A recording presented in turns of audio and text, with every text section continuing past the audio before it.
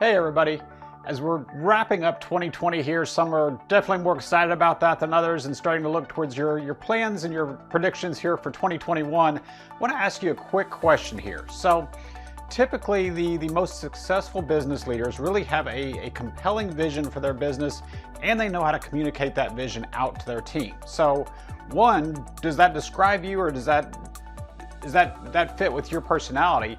And then as potentially a more in-depth probing kind of question, if I were to go in and ask each member of your leadership team what your company vision was, would I get the same answer that you have in your mind and that each of the other members have in their mind on the team?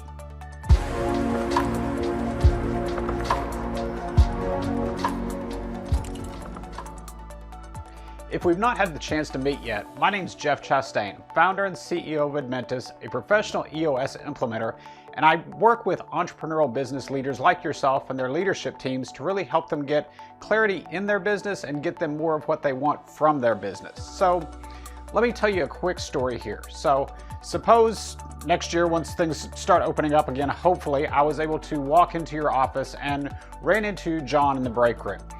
Asked John, hey, what's going on here with Acme Widgets, with your company here? And John kind of looks around a little bit. He's like, well, we build widgets. We're a widget maker. Okay, kind of simple. So then I turn around and ask John, okay, so how do you fit into the widget making business? What's your role? And again, he's kind of uncomfortable here, wanting to know why he's being tested here. But I work over in the fulfillment department, and he makes up an excuse about a meeting that he's late for and makes a hasty exit. Now, if I rewind that scenario here, this time I walk in, I find Sally in the break room. Hey Sally, what's going on today? What's the story here with Acme Widgets? What can you tell me? Like, well, we're one of the biggest widget makers here in the Southeast region. We've got a blue widget line that's been the top of the market here, best quality, best service kind of a thing for many years going. We're actually in the process of introducing a brand new red widget line based upon feedback from our customers here, and we're looking to expand out here into the northern regions as well as the Southeast regions here over the coming years. Very cool. She knows exactly what's going on. So where do you fit into this whole picture of the widget making business, Sally?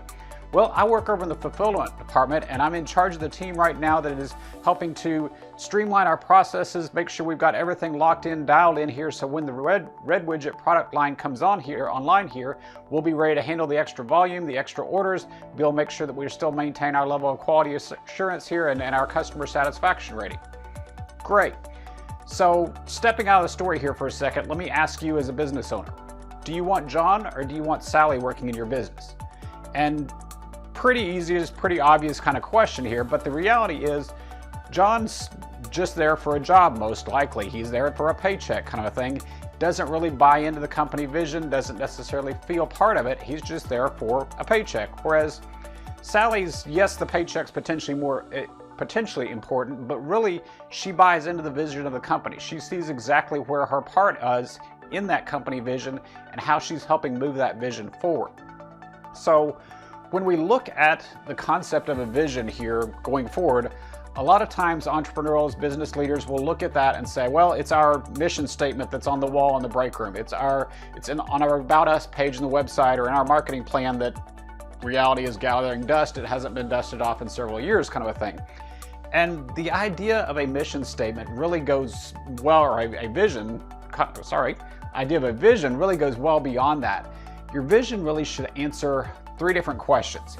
It should say who you are as an organization, it should say where you're going as an organization, and it should also say how you're going to get there.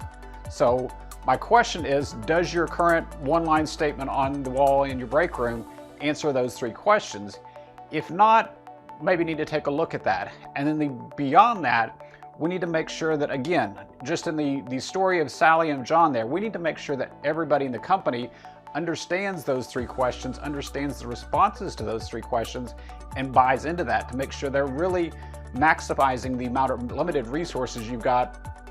Again, whether it's finances, time, whatever, everybody's got a finite set of resources. So we want to make sure everybody's pulling in the same direction, working together, making sure that we're working on the right things, getting the most value out of those resources. So In a upcoming set of videos here, we're going to be talking about the concept of a VTO, the Vision Traction Organizer with EOS. It's one of the tools that I work with my clients on that really helps them solidify this concept of a vision, really turns this into, honestly, a quick 2-page document here, not some big strategy guide, but a quick 2-page document that you can use in managing people, you can use in clarifying your business, making sure everybody's got the same messaging, things like that. So if you've got any questions before then, feel free to reach out. Otherwise, go ahead and subscribe to the channel, subscribe to the emails here, make sure you get notifications when the new videos are coming out.